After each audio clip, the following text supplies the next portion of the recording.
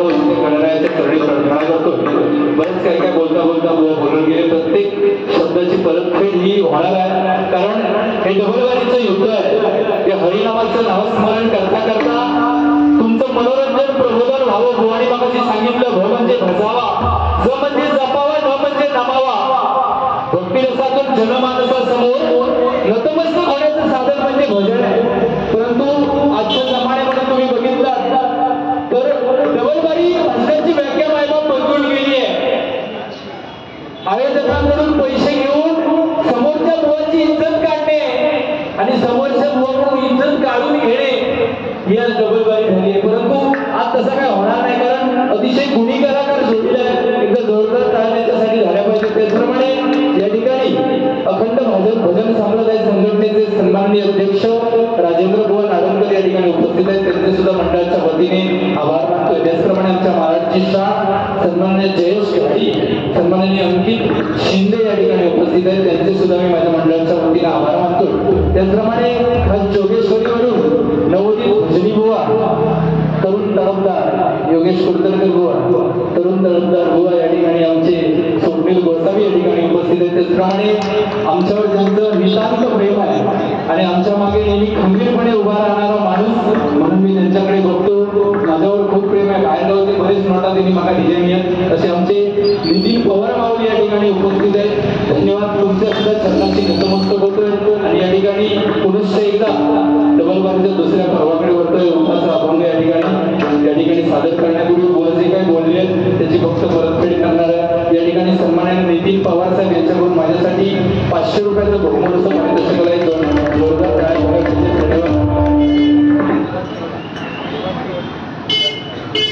त्याचप्रमाणे आमच्या सुयश कराणी बुवांचे पिताश्री या ठिकाणी उपस्थित आहेत. त्यांच्या ठिकाणी जोरदार टाळ्या झाल्या आणि मुरारी काराणे यांच्याकडून हे माझ्यासाठी 100 रुपयाचं आशीर्वाद रूपी लाख मोलाचं पारितोषिक आहे. धन्यवाद. परमेश्वर तुम्हाला उदंड आयुष्य देऊ ही परमेश्वराच्या चरणी प्रार्थना करतोय.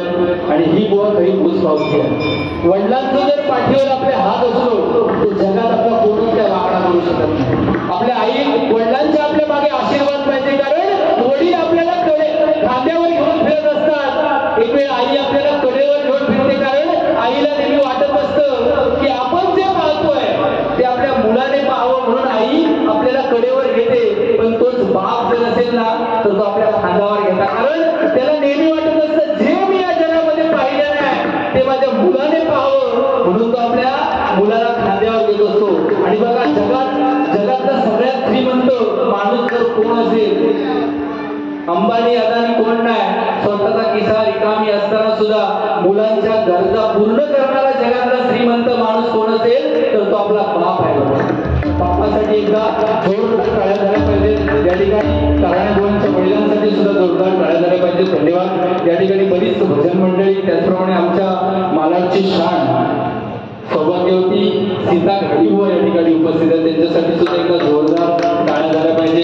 त्याचप्रमाणे आमचे गुरुबंधू दळवी बुवा या ठिकाणी उपस्थित आहेत. सावंत बुवा सर्वांच्या चरणी नतमस्तक होतोय आणि पुढे वळतोय. बुवानी मगाशी सांगितल्यानी की ह्या गल्लीत जी भजना करूची मजा ती एसआरए झाल्या बिल्डिंग मध्ये येणार नाही. म्हणता गल्लीत घुसाची जी मजा ना ती म्हणता एसआरए बिल्डिंग मध्ये. म्हणजे गल्लीत घुसान फिरत असतं काय रातभर तू लय हुशार तू, म्हणजे तुला गल्लीत मजा येतात वाटतं. अरे स्टेडियम मध्ये तरी कधीतरी खेळांवर गल्लीत नाही मजा येणार तशी. त्याचप्रमाणे आमचे आजगावकर बुवा या ठिकाणी उपस्थित आहेत. पवार बुवा सर्वांच्या चरणी नतमस्तक होतोय. बुवानी दुसरी गोष्ट सांगितली की कुर्ले आणि मासे भांडुपला म्हणता आमच्या मॉक चढत. तुला काय वाटतं आमच्याकडे चढत ना? अरे आपापणाजवळ डोंगरात गेलंच ना काय तरी शॉर्टकट भांडू. आता जाताना येताना ट्रॅफिक मध्ये अडकलं ना तू, आता जाताना इथून पेटी डोक्यावर मार आणि उठून तरच जाणार तसं भांडुपला बघतलं इतक्या जवळ. आणि खरी सुद्धा कुर्ले मासे बुवा बरेच चलतात. आम्ही सुद्धा घरून जातात. तू सुद्धा एक दिवशी येते आपण मस्तपैकी बनूया बसतो हे आणि खाऊया. काय टेन्शन घेऊ नको. बरेच बुवा काय काय सांगितलंय, काय बुवांना बोलणार नाही, कारण या ठिकाणी मला मी सांगितलं की बुवांना ऐकण्यासाठी लोक आलेली आहेत. बुवांनी दुसरी गोष्ट सांगितली की ते सुशील गोटेकर बुवांनी काय सांगितले, मी या म्हणता भांडू भांडूप एरियात माझी एवढी ओळख आहे म्हणता, भांडूप स्टेशनला माझ्या पाठी म्हणता बाईकवर बस बघ म्हणता किती लोक हात टाकायला जातात दुपारी, म्हणजे पुढे त्याच्या घराकडे पोचा पर्याय. म्हणून ते का गोठणकर बुवाने काय सांगले की तू आमदार के उभं राहू आणि झवलंच तर माझं एक तुला सल्लो कुत्र्याचं चिन्ह घेऊन उभे राहायचं. ऐकलं का? कुत्र्याचं चिन्ह घेऊन उभं राहिलं 100% तो निवडून येणार. कारण आजकालचे लोक ह्या सगळ्या राजकारणांना कंटाळलेले हे ऐकलं का? खयची चिन्ह काय खयची चिन्ह कोणाकडे ती आम्ही समजत नाहीत लोकांना. त्याच्यामुळे तू कुत्र्याचं चिन्ह घेतलं तुका नको माका नको घाल कुत्र्या मग सगळं कुत्र्या 100% निवडून येणार. त्याच्यामुळे चिन्ह उभं राहून पण कुत्र्याचं चिन्ह घेऊन उभं राहू. दुसरी गोष्ट बुवानी सांगितली की चांगली गोष्ट लोकांपर्यंत पोहोचवणारी सत्य परिस्थिती आहे. आजकाल जमाना असा आहे चांगलं लोकांपर्यंत पोहोचवणारे फार कमी लोक आहेत. एखाद्याचा जर 12वी शेड्यूल पास झाला आणि थोड्या दिवसांनी एखादं पटवल्याने पळान त्याच्याबरोबर गेला ना तर लगेच संध्याकाळी म्हणजे अख्ख्या मुंबईपासून गावापर्यंत पुऱ्या महाराष्ट्रावर बातमी पसरणार आहे अमक्याचा पोर पळान गेला. पण त्याच पोरात जर 12वी 80% 90% मार्क भेटले ना तर त्याची चर्चा काही होणार नाही. कारण लोकांना चांगलं नको आहे आजकाल, वाईट तेवढं लोकांपर्यंत पोहोचवणारी या समाजामध्ये लोक निर्माण झाली आहेत बघा. हे कुठेतरी थांबलं पाहिजे. बरं बुवाने दुसरी गोष्ट सांगितली की आता गणपती येतात जवळ. गणपतीची मजा बुवा ही वेगळीच मजा. कारण या मुंबई अर्धी खाली करूची ताकद गणपतीच्या सणात कोकणी माणसाचा बुवा अर्धी मुंबई सगळी खाली करून टाकता. दुसरी गोष्ट जो गणपतीच्या सणामध्ये आनंद जो भेटला भजना करून आरती करून तो वर्षभर मनामध्ये साठवून लोक पुन्हा मुंबईमध्ये येतात आणि त्या वर्षाची ऊर्जा त्या सणामधून आपल्याला प्रत्येकाला भेटत असते बुवा. म्हणून प्रत्येक सण हे सण साजरे करण्यामागे सुद्धा बुवा आपल्या मागे कोणाचा तरी हात आहे आणि ते कोण असतील तर ते छत्रपती शिवाजी महाराज आहेत. छत्रपती शिवाजी महाराज जर या महाराष्ट्राच्या भूमीमध्ये जन्मले नसते तर हे भजन कीर्तन नामस्मरण दशावतार लोक काय जाताना असं सगळीकडे सुलतान येत असली असती. म्हणून छत्रपती शिवाजी महाराजांचे उपकार मानावे तेवढे कमी आहे नाही का?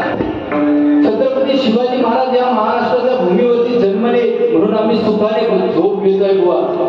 आपले सीमेवरती तैनात सैनिक आहेत आज देशाच्या डोळ्यामध्ये तेल घालून पहारा करतायत. त्याच्यामुळे आपण या ठिकाणी सुखाने झोपतोय नाही का? ते का तू विचारलं बुवा भजनाच्या माध्यमातून हेच लोकांना द्यायचं आहे. आज जगाला पोचतो तो शेतकरी रक्ताचं पाणी करतो बुवा शेतात. पावसाची आता डोळ्याला वाढ बघता कधी पडा कधी भात पेरतोय आणि कधी माझ्या पोराटोरा उपाशी रवाची नाही काळजी नाही का? जगाचं पोशिंतो त्याच्यासाठी तर जोरदार काळा झाला पाहिजे. त्यांना बुवा भजनाच्या माध्यमातून आपण विसरत चाललोय. त्यांची आठवण काढणं बुवा आपलं आद्य कर्तव्य. कारण 65 किलोची तलवार वागवतो त्याचं नाव यसाजी. 65 किलोची तलवार वागवतो त्याचं नाव यसाजी. 8 तासात दिल्लीहून पुण्याला घोडा आणतो त्याचं नाव संताजी. 1.5 तासात दुश्मनांच्या तंबूचा कळस करतो त्याचं नाव धनाजी. आधी लग्न कोंढाण्याचं मग माझ्या रायबाचं असं म्हणून कोंढाणा जिंकण्यासाठी हात तुटला तरी लढत राहतो त्याचं नाव तानाजी. लाख मेले तरी जातील परंतु लाखोंचा पोशिंदा जगलाच पाहिजे असं म्हणून हजारो रोजगारसोबत एकदा पावन खिल्ल लढवतो त्याचं नाव बाजी. जिवंत वागायला फाडतो त्याचं नाव संभाजी. आणि या समर्थ मावळ्यांना एकत्र घेऊन जिजाऊंच्या स्वप्नातच स्वराज्य निर्माण करतो त्याचं नाव शिवाजी. त्याचं नाव शिवाजी. त्याचं नाव शिवाजी. ही छत्रपती शिवाजी महाराजांची ताकद आहे नाही का? आणि त्यांचे आभार या भजनाच्या माध्यमातून मानणं आपलं आद्य कर्तव्य नाही का? मगाशी तुम्हाला सांगितलं जशी भांडुप भजनाची पंढरी आहे तशी मालाड नगरी सुद्धा बुवा भजनाची पंढरी आहे. आज मालाडमध्ये जवळजवळ 45 भजन मंडळ आहेत. 200 लोकांचा ग्रुप आहे बुवा. मालाड भजन संघटना चांगल्या हेतूने ते कामं करतायत. नवोदित कलाकारांना पुढे संधी कशी भेटेल यासाठी ते प्रयत्नशील आहेत. म्हणून कारण ही मालाडची लोकांची करतात ना ते का बुवा प्रेम नाही म्हणत ते काय येड म्हणतात येड. आणि त्या येड जर करता असतात तर एकमेव भजनाचं वेळ आहे. आणि म्हणून आज उपास असताना सुद्धा हे मायबाप श्रोते जर या ठिकाणी आले त्यांच्यासाठी एकदा जोरदार टाळ्या झाल्या पाहिजे. धन्यवाद. परमेश्वर तुम्हाला सर्वांना उदंड आयुष्य देऊ अशी त्या परमेश्वराच्या चरणी प्रार्थना करतो आणि या ठिकाणी रूपाचा अभंग घेतो.